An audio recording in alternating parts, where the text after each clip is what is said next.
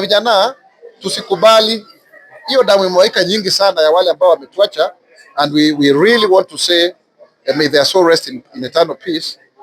Haingefaa kutendeka hivyo. Wale wanasiasa wana insight, tafadhali wajue hiyo damu itawafuata.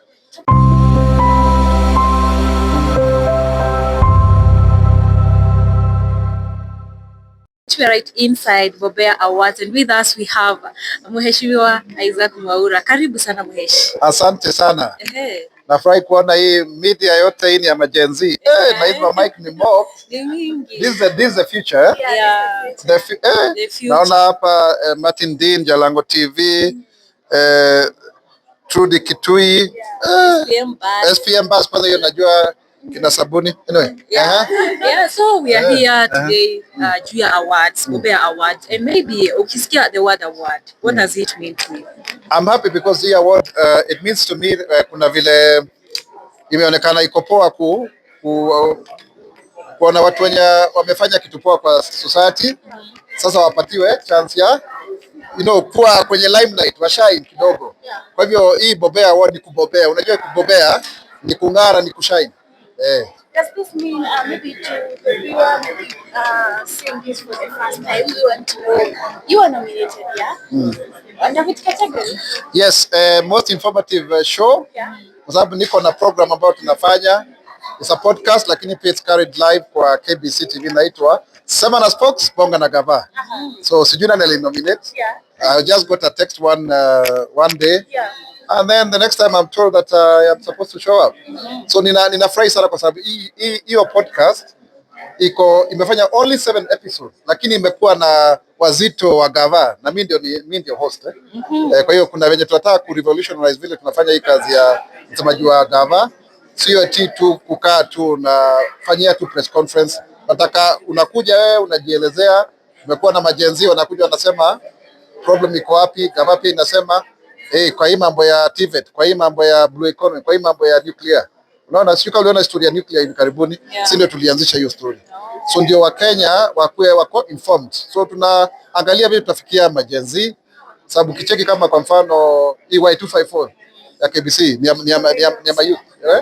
Kwa hiyo so tukifanya hiyo tutakuwa tunasonga mbele, kwa sababu median age ya Kenya ni 20 years, na nikiwa cheki tu hapa mko poa.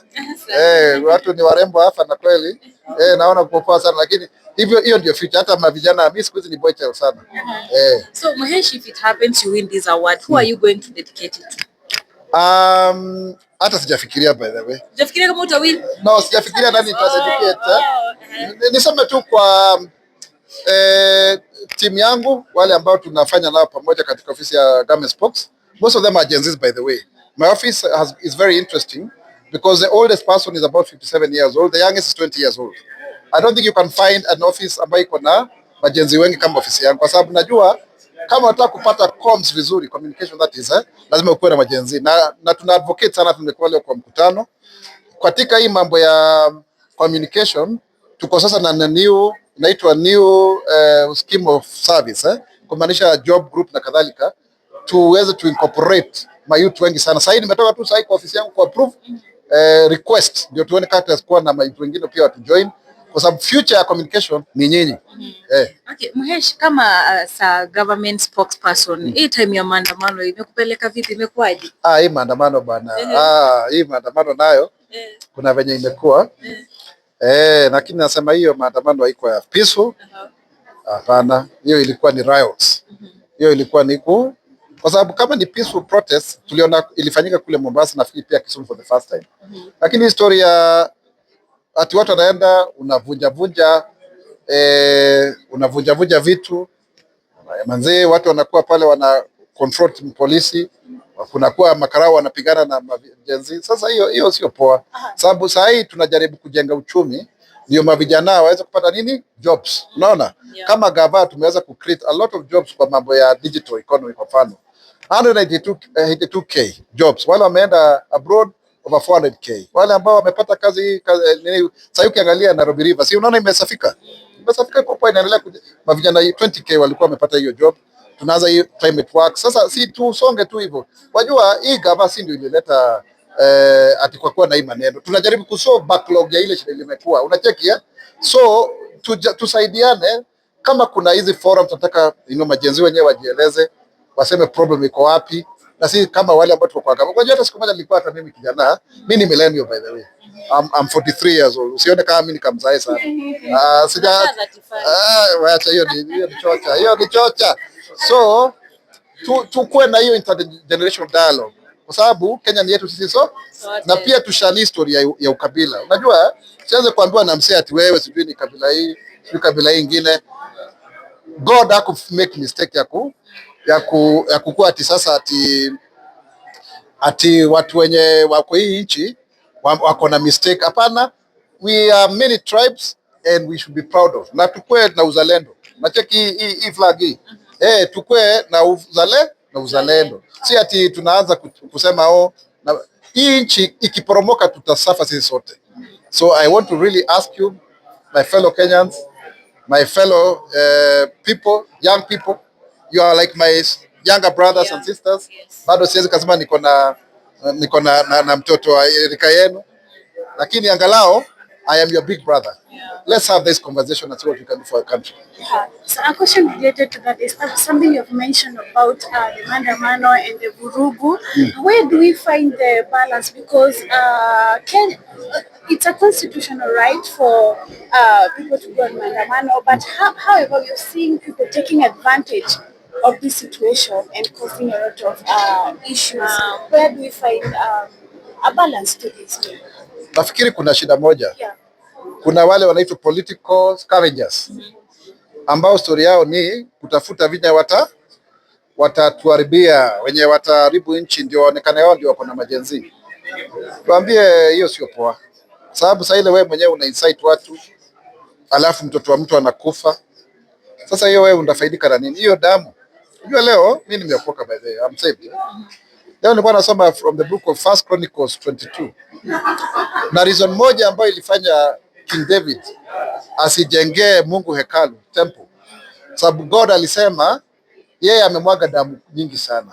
Acheki, yeye amefanya nini? Amemwaga damu nyingi sana. Hiyo ni kumaanisha nini? Wewe kama kiongozi ambaye una incite watu wanakuja kwa barabara. Wanakuja kwa barabara. Ujue hiyo damu iko kwa mikono yako. Usikuje kuincite watu, una incite watu wanakuja kwa barabara. Kama ni peaceful protest, tutengeneze sheria. Ikuwe wewe watu unaenda mahali. Mimi nimeishi nchi zingine.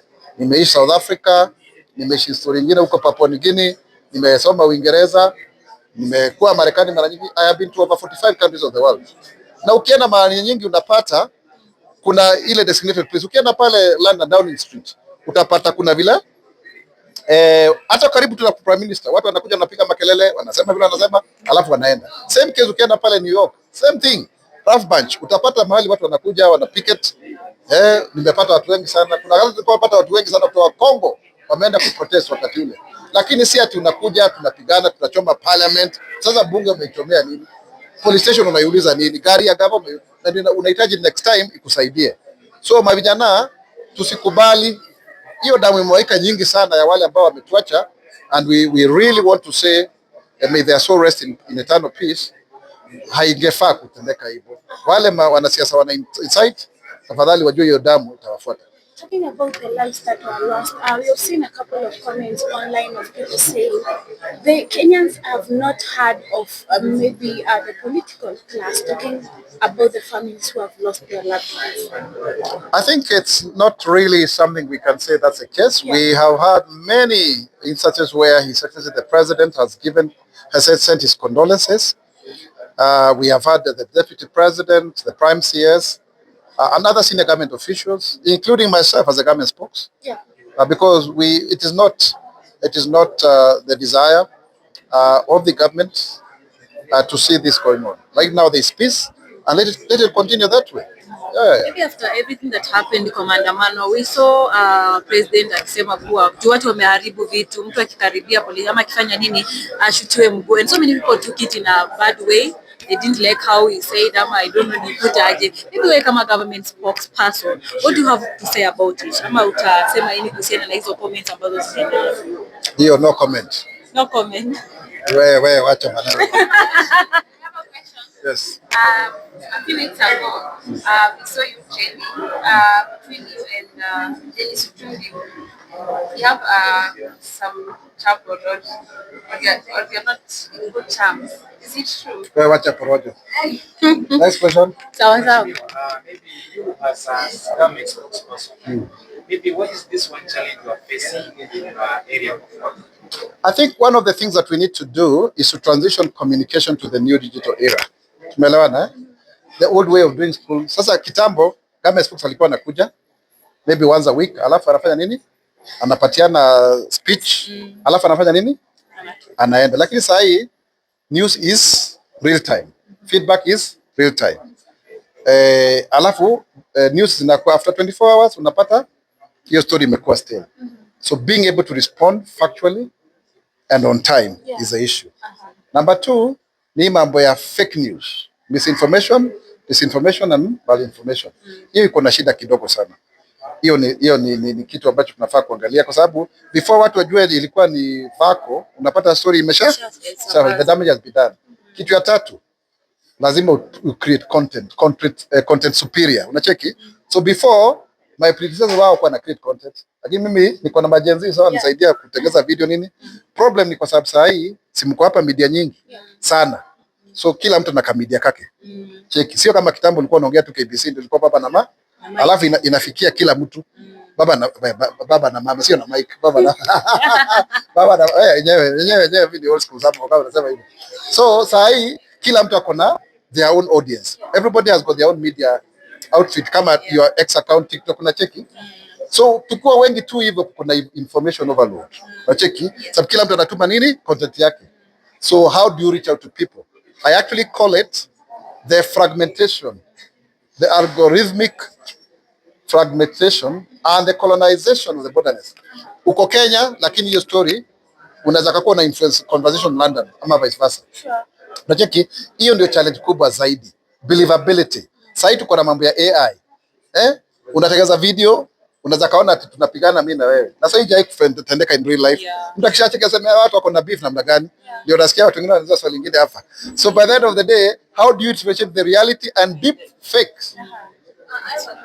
Something that is happening in the country right now is that the price of fuel imepanda.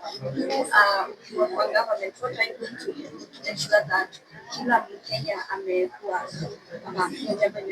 nafikiri ni kitu moja tunataka ku appreciate kwamba ile pesa tunapata kutoka kwa fuel inasaidia tu sana mambo ya ujenzi wa barabara. For example, ile fuel levy ambayo tuliweza kupata tukai-securitize, yani tukaiweka mahali tukapata 175 billion. Saa hii macontractor wa barabara 540 wamerudi kwa site kwa sababu wameshalipwa 65 billion. So tucheki pia sasa ile kuna vile ambavyo mambo yako ndio tunapata chance ya wewe kutengeneza ile barabara nzuri. Ndio pia mavijana wale wafanya engineering wanapata hizo jobs. Wengine wanakuwa wanapatiwa subcontractor. So tusicheki tu ati ni bei tu imepanda. Kuna vile pia inasaidia watu wengine pia kupata mtaji, na yao ni vijana. Barabara zikitengenezwa, more income, more economic activities, it helps more people. Yes. Right. Thank you so much. Maybe the last one.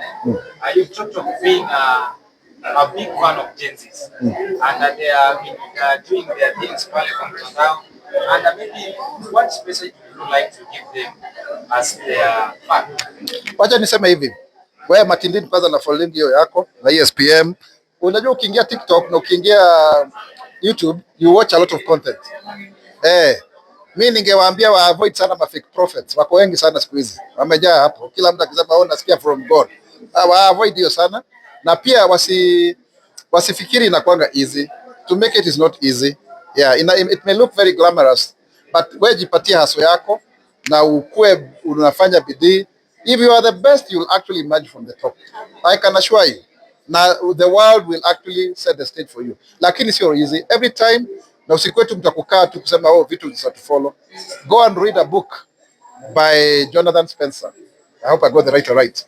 Who Moved My Cheese. It's a very good book. Takusaidia kuwa na Yesu kama hivi venye mmekuja tu hapa. I mean, si ati tumekuja kwa sababu Maura iko hapa, mmekuja kwa Bobea wote, si ndio? Lakini angalau tumeweza kupatana. Naje kama ungekaa kwako? Tungepatana, si ndio? Bas. Right, thank you so much Muhesh for your time. Na msiende kunichomea kwa hiyo zile yangu mtapatiana kwa story. Ndio like ile unapatiana ka interview ukiona angu ama quote inachoma, we msidichomee bana. Tunachoma Muhesh. Sawa? Yeah.